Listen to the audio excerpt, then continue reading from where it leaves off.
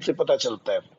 Okay, so this timeline tells us everything about what we do on everyday basis.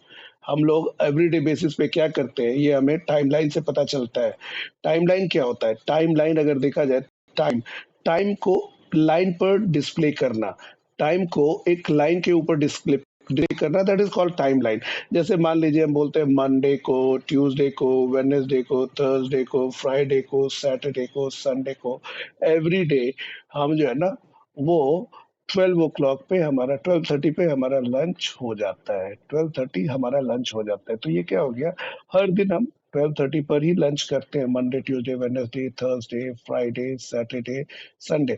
तो अगर मान लीजिए इसके साथ एक स्ट्रक्चर एसोसिएटेड है, subject plus V1 plus object, या फिर कुछ पर्टिकुलर जैसे ही शीट अगर है, ही शीट के साथ क्या होता है, V1 प्लस S और ES भी ऐड हो जाता है और ऑब्जेक्ट होता है. तो जैसे ही he has prepares lunch, he prepares lunch at 12:30, at 12:30, right. आप शी भी कर सकते हो इसको, ही की जगह पे आप she prepares lunch at 12:30. Usually तो शी होता है, आपकी मर्जी आप लिखना चाहो तो, राइट, ठीक है. शी प्रिपेयर्स लंच एट 12:30, मतलब ये क्या हो गया ना, ये बात हो जाती है एवरी डे की.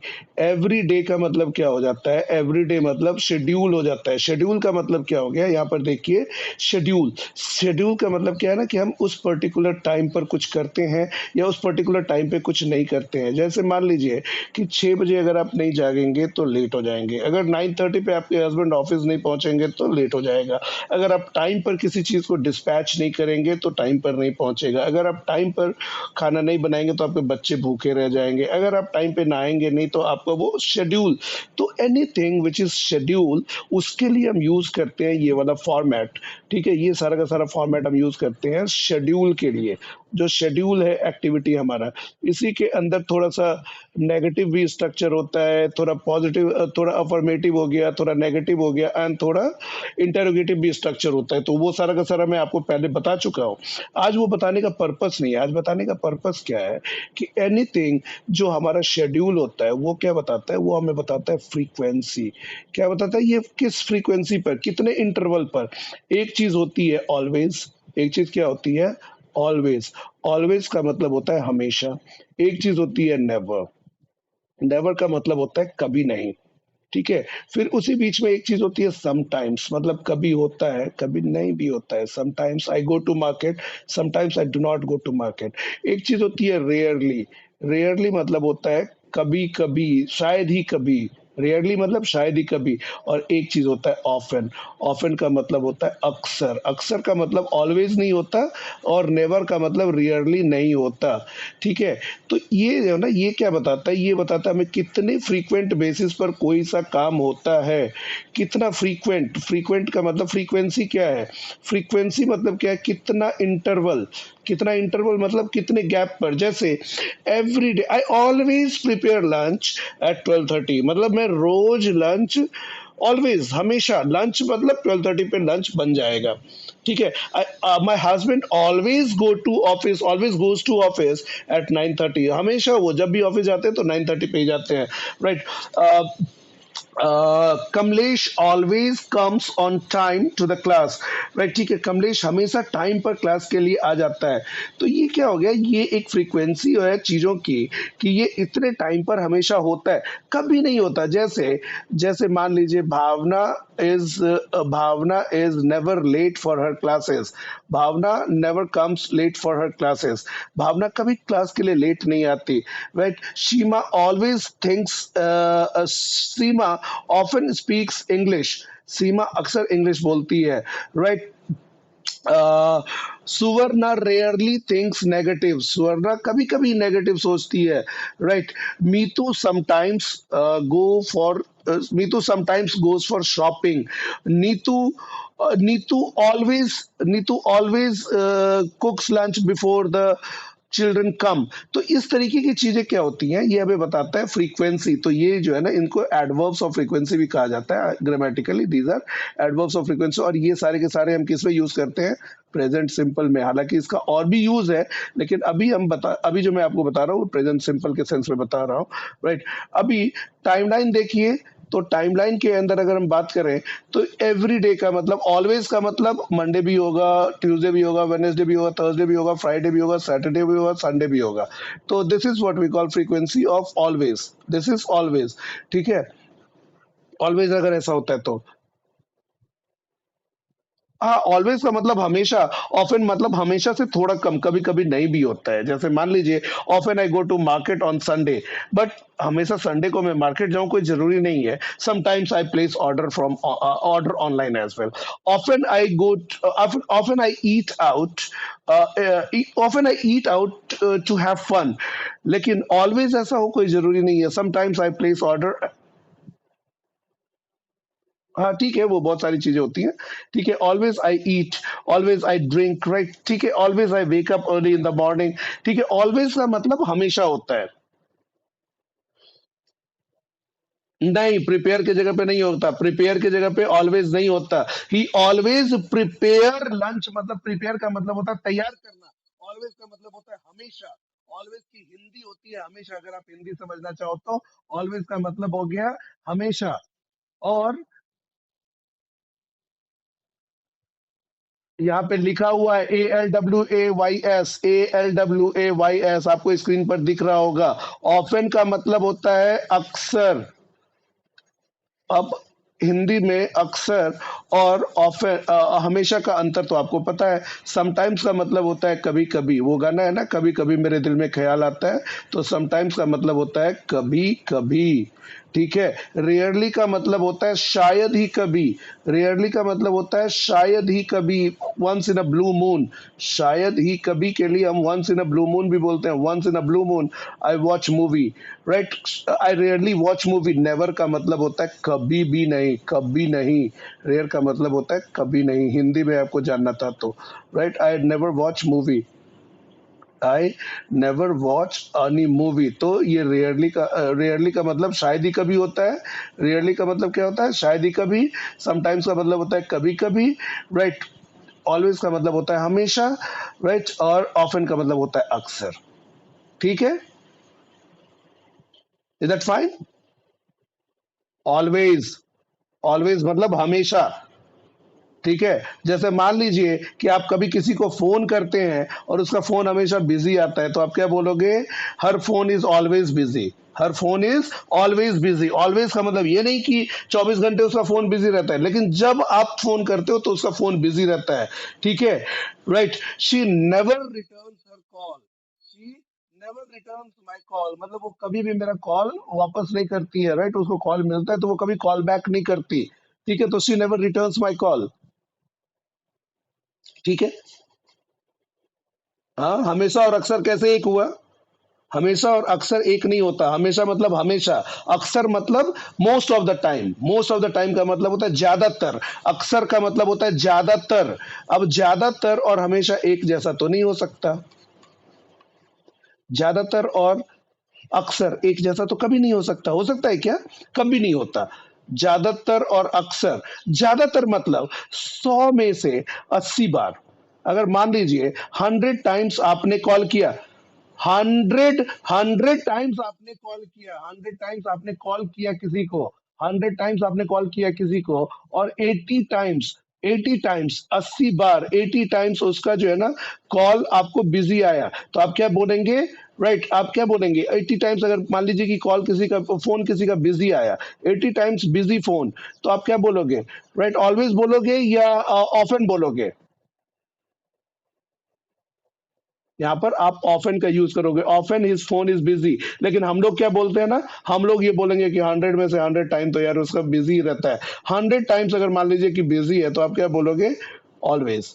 ठीक है, मैं आपको समझाने के लिए बोल रहा हूं। और ठीक है, जैसे मान लीजिए जैसे मान लीजिए कि 100 बार आपने कॉल किया किसी को और 100 बार में से मान लीजिए कि 40 से लेके 60 बार तक जो है ना उसका कॉल बिजी आता है, तो आप क्या बोलेंगे? Sometimes his phone is busy, sometimes his phone is not busy, right? Sometimes his phone is busy, sometimes not busy, क्योंकि आपको 40 से 60 बार आपको फोन उसका मिल भी तो जाता है, तो ये हो गया समटाइम्स। ठीक है, अब अगर मान लीजिए कि आपने 100 टाइम्स कॉल किया और 100 टाइम्स में से मतलब 10 या 12 बार या 20 बार आपको कॉल बिजी आया, तो आप क्या बोलेंगे? Rarely his call is busy, rarely his call is busy. और मान लीजिए कि आपने जब भी कॉल किया, जब भी 100 बार कॉल किया और 100 बार आपको कॉल फ्री ही मिला, तो क्या बोलेंगे? His call is never busy, his call is never busy, कभी भी उसका कॉल बिजी नहीं आता है। ठीक है, ये समझ में आ गया आपको? इस टाइमलाइन पे ऑलवेज से लेके और इसको समझना बहुत जरूरी है। अगर आपने नहीं समझा तो फिर से किसी क्लास में और समझाएंगे, क्योंकि आज आपको मैं थोड़ा सा और चीजें बताना चाहता हूँ। I would like to tell you something else as well, right? तो आप समटाइम्स, ऑलवेज, रेयरली, इन सबको समझिए ये टाइमलाइन के ऊपर कैसे यूज हो रहा है। Okay, now we are moving to past. ये तो हो गया प्रेजेंट। प्रेजेंट के बाद हम थोड़ा सा पास्ट के टाइमलाइन पे जाते हैं। पास्ट का टाइमलाइन क्या कहता है? पास्ट का टाइमलाइन कहता है this is now, this is now. Now से पहले जो भी है, जैसे मान लीजिए yesterday, this is yesterday, right? या फिर इन द मॉर्निंग, अभी मॉर्निंग बीत चुका है, राइट? जिनका भी ऑन है माइक, प्लीज ऑफ कर लीजिए। In the morning, please off your mic, turn your mic off in the morning, right? Late at night, right? Last night क्या हो गया? कल की रात जो बीत गया, right? In the morning, right? Today in the morning, तो आज आफ्टरनून हो चुका है, तो टुडे इन द मॉर्निंग भी पास्ट ही हो गया। ठीक है, लास्ट लास्ट वीक ये भी पास्ट ही है, राइट? लास्ट मंथ ये भी पास्ट है। ठीक है, लास्ट ईयर ये भी पास्ट है, लास्ट ईयर भी पास्ट ही है।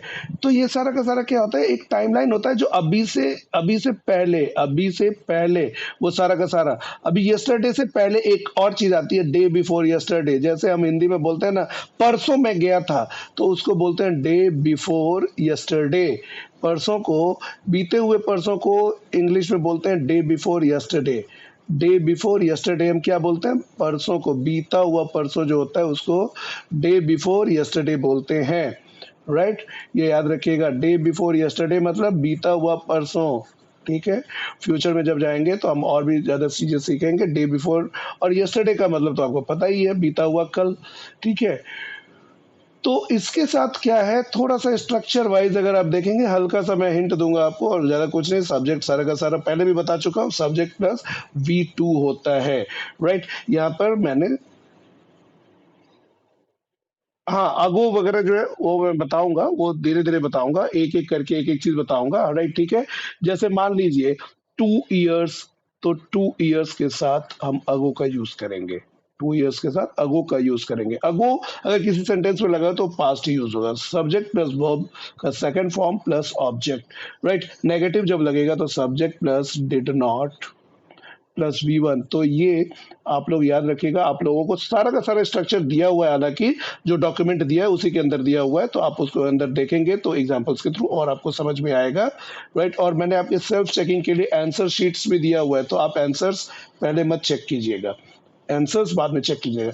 तो इसके साथ जो है ना, इस स्ट्रक्चर के साथ, जैसे मान लीजिए कि अभी से 2 साल पहले, दिस इज नाउ, राइट? ठीक है, 2 साल पहले क्या हुआ? 1 साल, और ये 2 साल हो गया, this is 1 year, and this is 2 year, and this is 3 year, 3 year.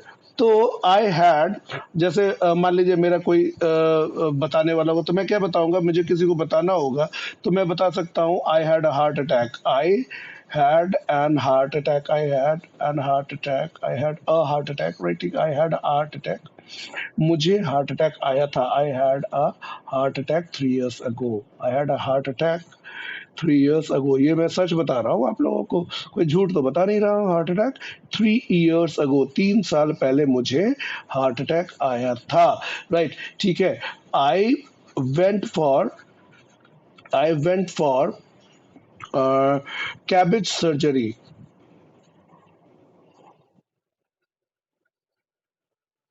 3 years ago, 3 साल पहले मैं बाईपास सर्जरी के लिए, राइट? इसको कोरोनरी आर्टरी बाईपास ग्राफ्टिंग कहते हैं। कोरोनरी सर्जरी 3 इयर्स अगो, 3 साल पहले मैं कोरोनरी आर्टरी बाईपास ग्राफ्टिंग के लिए गया था, that is called bypass surgery. तो ये सारा का सारा सच है, ये पास है।